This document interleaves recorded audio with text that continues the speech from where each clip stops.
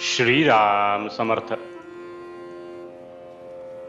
पैशाच्या आसक्तीत राहू नये.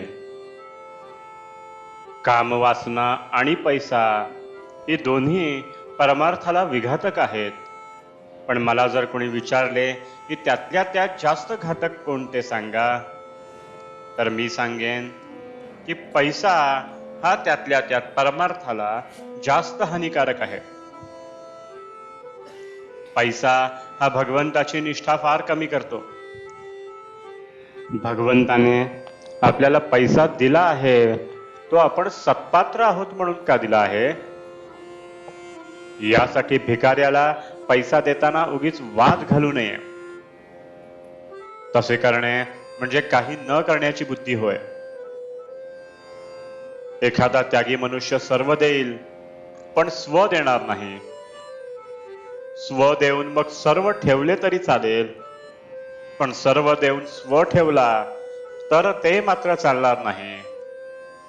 म्हणजेच मी देतो ही भावना राहिली तर सर्वच देणे वाया जाते.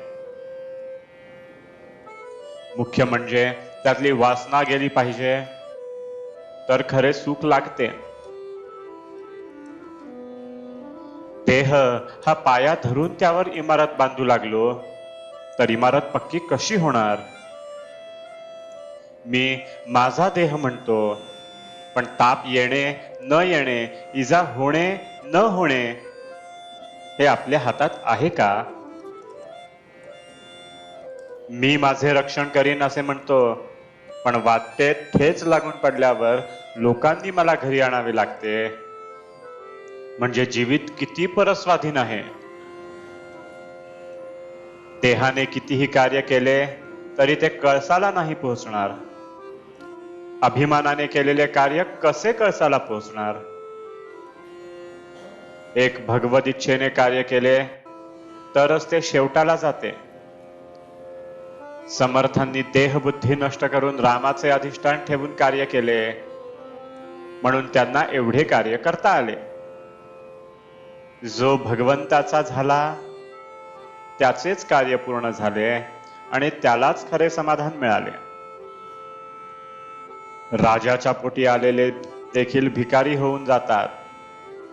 मग मी संपत्तीचा कुठे गर्व करावा? पैशाने प्रेमात बिघाड येतो आणि अगदी जवळचे नातेवाईक सुद्धा दूर होतात. मी खरे सांगतो, पैशाच्या आसक्तीत तुम्ही राहू नका. ही आसक्ती नाहीशी करण्याचा सोपा उपाय म्हणजे संत समागम हाच होय. आज खरे संतच कुठे आहेत असे आपण म्हणतो, पण आम्हाला संत भेटावा ही तळमळच खरी लागलेली नसते. संतात संतपणा दिसत नाही याचे कारण आमच्यात तळमळ नाही. सत्ययुगात जो राम होता तोच आजही आहे, पण माझा भावच कमी झाला. त्याला काय करावे? संतांना आपण खोटेपणा देतो, पण माझा भाव शुद्ध नाही हे नाही जाणत. विषयात सुख आपल्या इच्छेप्रमाणे मिळत नाही म्हणून आपण संताकडे जातो, पण संताला अर्पण करून घेण्याकरिता किती जण संताकडे जातात? देवाकरिता देवाकडे जाणारे किती बरे निघतील? आजचे बोधवचन: मनाने नेहमी मी रामाचा आहे ही भावना ठेवावी. जानकी जीवन स्मरण जय जय राम.